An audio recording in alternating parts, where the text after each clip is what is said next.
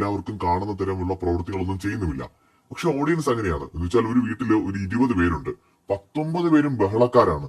വഴക്കിടുന്നു, തല്ലുകൂടുന്നു, ചുമ്മാ പ്രശ്നങ്ങൾ ഉണ്ടാക്കുന്നു, കലപിലയാണെന്ന് വിചാരിക്കുക. അവിടെ ഒരാള് ആവശ്യത്തിന് മാത്രം സംസാരിക്കുന്നു, പറയുന്നതൊക്കെ പോയിന്റ് ആണ്, ബാക്കി സമയങ്ങളിൽ വളരെ സഭ്യമായി പെരുമാറുന്നു. ഈ 19 പേരെക്കാളും എന്തുകൊണ്ടും ആൾക്കാർ ആ 20ാമത്തെ ആളെയായിരിക്കും ഇഷ്ടപ്പെടുക. കാരണം അത്രയും ആളുകൾക്കിടയിൽ ഡിഫറന്റ് ആയിട്ട് നിൽക്കുന്നത് 20ാമത്തെ ആളാണ്. ആ ഒരു കാര്യം തന്നെയാണ് ഇവിടെ അൻസിബയുടെ കാര്യത്തിലും. തികച്ചും വ്യത്യസ്തമായ ഒരു കണ്ടസ്റ്റന്റ് ആണ് അൻസിബ.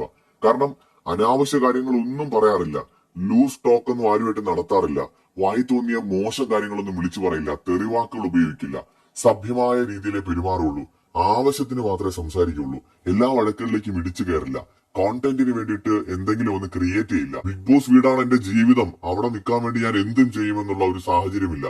അവിടെ നിൽക്കാൻ വേണ്ടിയിട്ട് എന്ത് സ്ട്രാറ്റജി ഉപയോഗിക്കുന്നില്ല. സ്വന്തം വ്യക്തിത്വവും നിലപാടുകളും ഒക്കെ കൃത്യമായി പറഞ്ഞ് അഭിപ്രായങ്ങൾ പറയേണ്ടതുപോലെ പറയും.